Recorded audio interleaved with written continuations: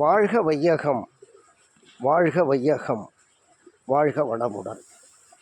குரு வாழ்க, குருவே துணை.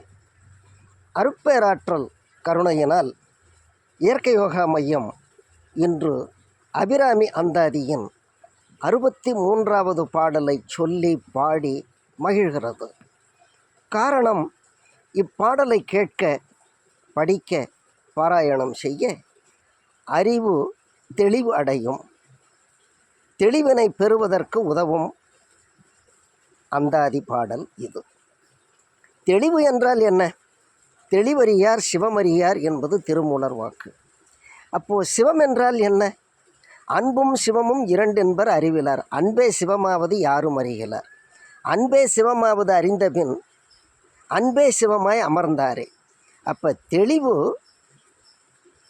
என்பது சிவம், சிவம் என்பது அன்பு, அன்பு என்பது எல்லா உயிர்களையும் நேசிப்பது, தனக்கும் நல்லதாய், பிறருக்கும் நல்லதாய், ஊருக்கும் நல்லதாய், உலகுக்கும் நல்லதாய் உள்ள நல்லதை எண்ணுதல், சொல்லுதல், செயல்படுதல் என்று பொருளாகிறது.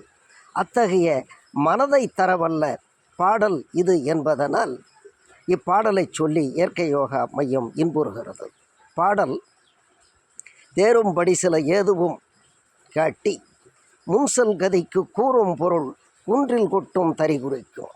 சமயம் ஆறும் தலைவி இவளாயிருப்பது அறிந்திருந்தும் வேறும் சமயம் உண்டென்று கொண்டாடிய விணருக்கே.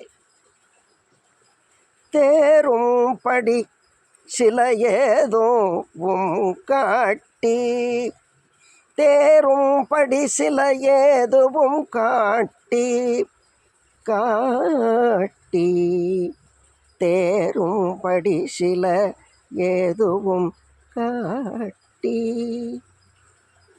முன்செல் கதிக்கு கூறும் பொருள், பொருள் முன்செல் கதிக்கு கூறும் பொருள் குன்றில் கொட்டும் தறி குறிக்கும், குறிக்கும் குன்றில் கொட்டும் தறி குறிக்கும்.